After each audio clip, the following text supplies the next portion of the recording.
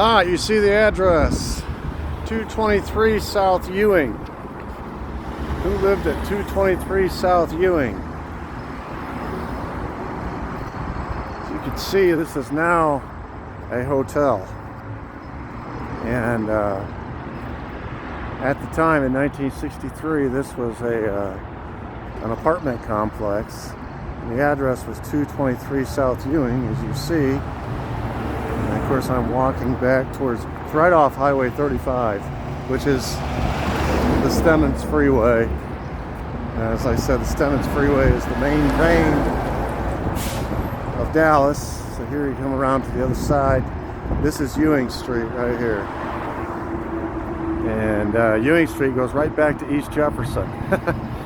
So you go about 3 blocks that direction right there and you're on East Jefferson.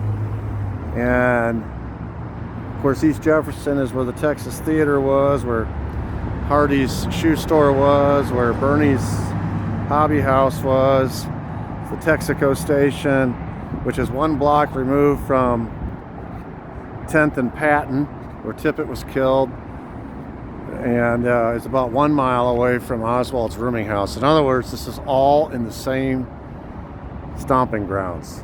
So this is Jack Ruby's house. Anybody surprised? You shouldn't be. Alright, so we are at Jack, and the proximity, as I just laid out, is about 1.5 miles from Oswald's rooming house. It's about about half a mile from J.D. Tippit's murder scene at 10th and Patton. It's right around the corner from the Texas Theater. All things Oak Cliff related. Jack Ruby's right smack in the middle of it. He lives right here on the corner, 223 South Ewing Avenue. Just some, I like to give little backstories to go along with the locations and the characters from the locations. On November 21st, 1963, the day before the assassination, Jack Ruby told Assistant District Attorney Ben Ellis, "You probably don't know me now, but you will." On November 22, 1963, the day of the assassination, he called Bob Vanderslice, an FBI informant, friend of his. He didn't know it was an FBI informant. And this was testimony from Bob Vanderslice in 1977 that on the morning of the assassination, Ruby contacted him and asked if he'd like to go with him and watch the fireworks. So Vanderslice was with Jack Ruby, standing at the corner of the Postal Annex building, which is now the Terminal Annex building, Dealey Plaza. I did a video on that in my Dealey Plaza collection. At the time of the shooting, it's about a block away, but you look right through the infield grass of Dealey Plaza and it gives you a bird's eye view of the grassy knoll. It wasn't a good view of the Texas School Book Depository, all kinds of obstructions. It wasn't a good view of the records building, again, obstructions. And the same with the Daltex building. He went to a location where he could see the grassy knoll, like he knew something.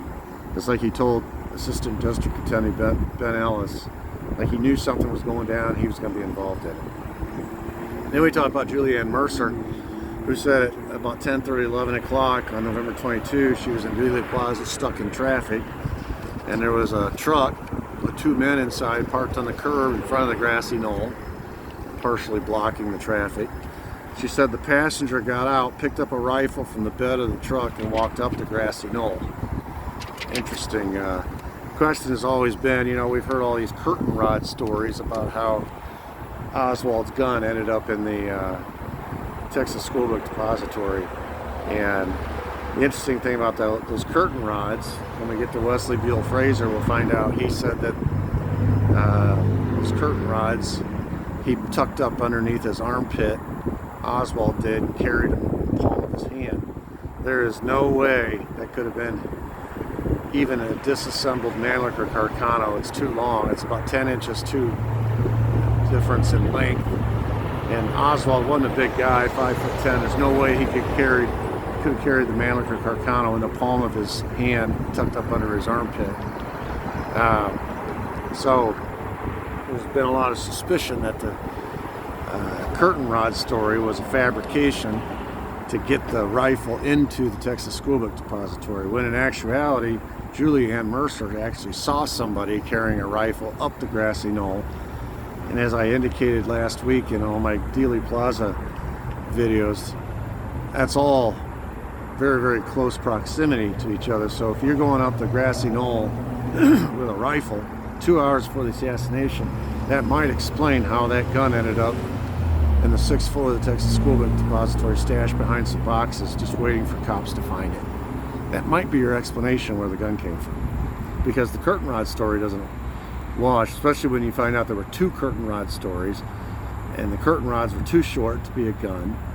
And there was a witness who saw Oswald enter the Texas Schoolbook Depository for work on the day of the assassination, and he wasn't carrying anything. So I think that gun was clearly planted, and this might be when it was planted and how it was planted. She said, Mercer said, when she got even with the truck, she looked at the driver, who looked back at her, and they both stared at each other for several seconds. After Oswald was shot himself the following Sunday by Ruby, she recognized the picture of the assailant on TV. It was the driver of the truck, Jack Ruby. And she told Dallas police that, she told the FBI that, she told the Warren Commission that.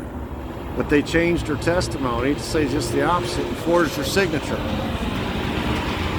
So here we have Ruby 2 hours before the scene, making a drop at Dealey Plaza. The drop was a gun. And then we have him calling up Bob Vanderslice on the day of the assassination. Let's go watch the fireworks. Seth Cantor, a Dallas Times Herald journalist, in his position, had interviewed and knew Jack Ruby very well. Ruby often supplied Cantor with material for his stories. He was a source. And Cantor was in the presidential motorcade when JFK was shot, so he ended up going with the motorcade to Parkland Hospital. According to Cantor, Ruby saw him and sought him out at the hospital. Called him by name. Hey Seth, come here. Shaking his hand, they had a 5-minute conversation together in a stairwell. And the subject of the conversation, Seth Cantor even remembered, Ruby was asking, do you think it would be appropriate if I shut down the Carousel Club in memory of what just happened, in honor of Kennedy and what just happened, etc., etc. And they were just sort of talking about it. Later, Ruby denied that he was at Parkland Hospital, never had that conversation with Seth Cantor. And the Warren Commission took Ruby's word over Cantor. They couldn't have Ruby at Parkland Hospital for a variety of reasons. But anyway, they discredited Seth Cantor's testimony and believed Jack Ruby's testimony. George Applin was an off-duty crane operator who happened to be attending a movie at the Texas Theater on the afternoon of November 22, 1963. He was in that main theater when the Dallas police arrived and arrested Oswald. At the time this was all going on, Applin retreated to the rear of the theater while the police moved in on Oswald. They were kind of clearing people out. Applin went to the back, stood.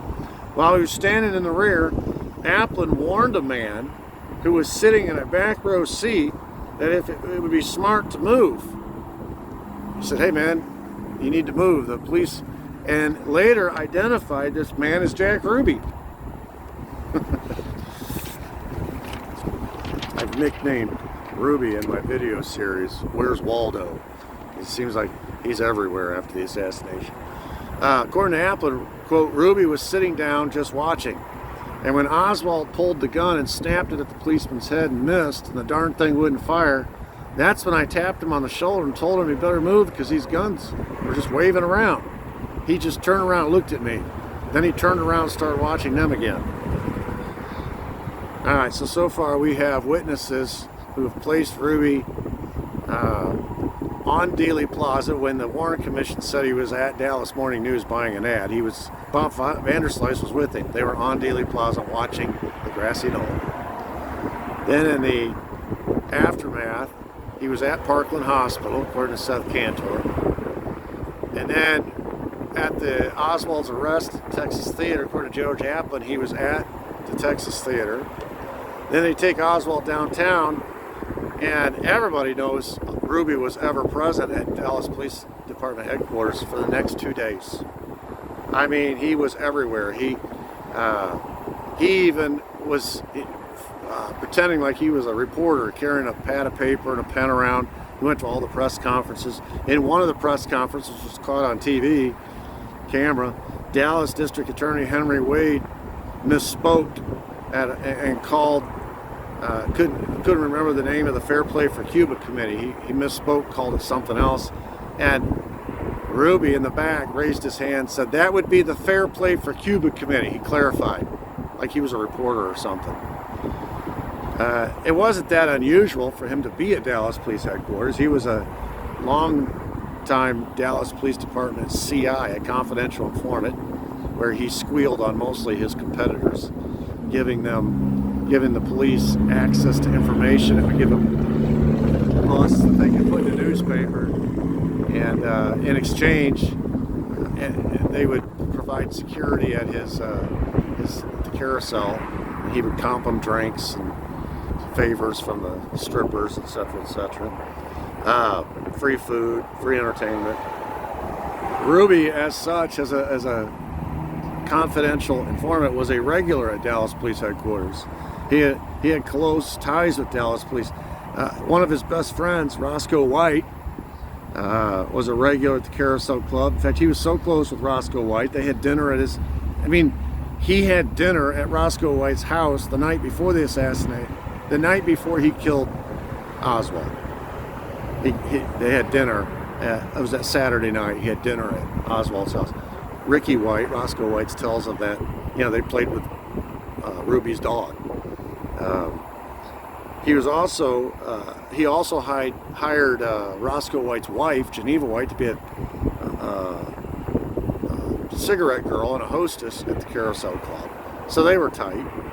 And he was also friends with J.D. Tippett, Officer J.D. Tippett, who was on Ruby's Carousel Club payroll. Tippett did a lot of security work there. He was one of the regulars. So, so far we have Ruby, who lives here in Oak Cliff in the middle of all of this Tippett conspiracy. Right smack in the middle of it. Before the assassination, he's at the grassy knoll dropping off a gun. During the assassination, he's at Dealey Plaza watching the grassy knoll. After the assassination, he's at Parkland Hospital, according to Seth Cantor. At the time of Oswald's arrest, he's at the Texas Theater, according to George Applin. Next 2 days, everybody saw him at Dallas Police Headquarters. He was ever present. Dallas Police Officer Billy Grammer is an interesting story. He was in his office in the dispatch division the night after the assassination. This would be Saturday, when he got a visit from someone he knew. It was Ruby. And Grammer says he was just like he always was. He never once mentioned Oswald. Later that night, after he left, Grammer got a phone call from someone who refused to give his name. But Grammer said it sounded just like Jack Ruby. He started telling me about, if we don't change the plans, we're going to kill Oswald in the basement tomorrow. And Dallas police had made it public that Oswald was going to be transferred to the county jail by armored vehicle. But what the public did not know was that the armored vehicle was a decoy. Oswald was going to be hidden and transferred in another vehicle. But the guy, according to Grammer, this guy that called knew about that and told me about it. And of course, Grammer was surprised. Grammer got a fellow high-ranking police officer to listen in on the phone. Then he typed up a report and gave it to Police Chief Jesse Curry. Chief picked it up, he said, and looked at it for maybe 10 seconds, Grammer says. He said, there's nothing to that. And he laid it back down. So we said, okay, we walked out. Grammer says Chief Curry told FBI investigators the next day that he did not remember getting Billy's report. But Grammer says his fellow officer, 2 FBI agents, were standing right behind him when he gave it to him. That report has never surfaced, Grammer says. When all that happened on Sunday and Oswald was killed, I think probably Sunday afternoon, the chief probably realized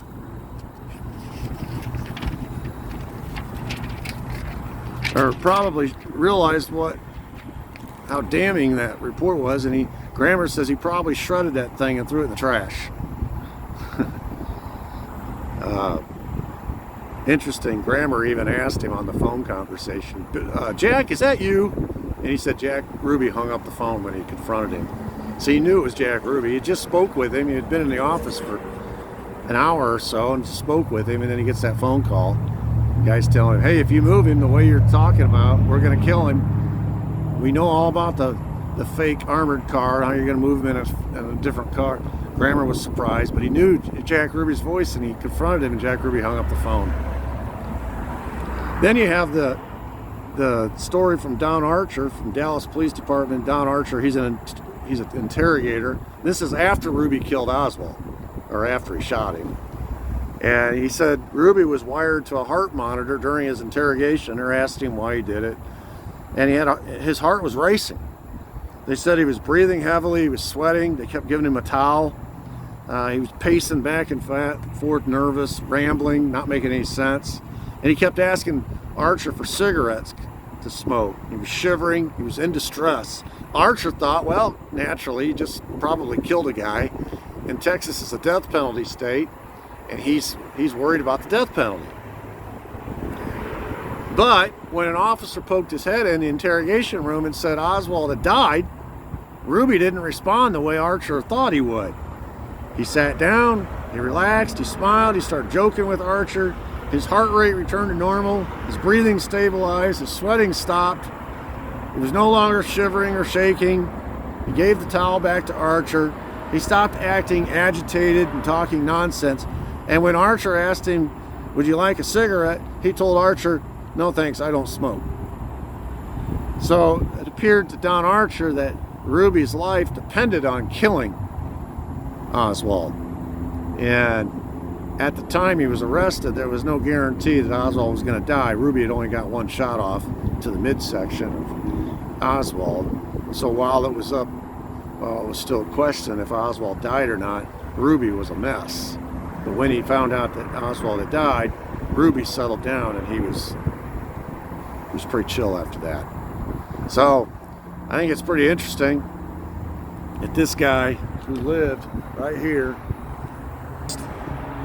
of all things Oak Cliff, was right smack all the goings on related to the J.D. Tippit killing, was also, I think, intricately involved from start to finish, which is why he knew in advance what was going to happen, why he told Bob Vanderslice, let's go watch the fireworks, why he was at the grassy knoll delivering a weapon 2 hours before, and why he just followed Oswald around, actually followed, basically was where all the action was. He was at Parkland, he was at Daly first, then he was at Parkland, then he was at the Texas Theater, then he was at Dallas Police Headquarters, and then at the garage on Sunday where he killed Ruby, or Oswald, and then in the interrogation room with Don Archer, his behavior just screams of someone who was under a lot of heat, under a lot of pressure to do what he did, and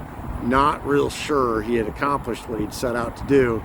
But when he found out that he had, was relieved and started joking around with Archer. He knew him, and just talking to him like, they were best friends. His life depended on killing Oswald. That was an assignment he was given. He carried it out. He didn't know if he was successful. When he found out he was, he breathed a sigh of relief. So that's the story, the little bit of the backstory of Ruby and this location here on 223 South Ewing Street.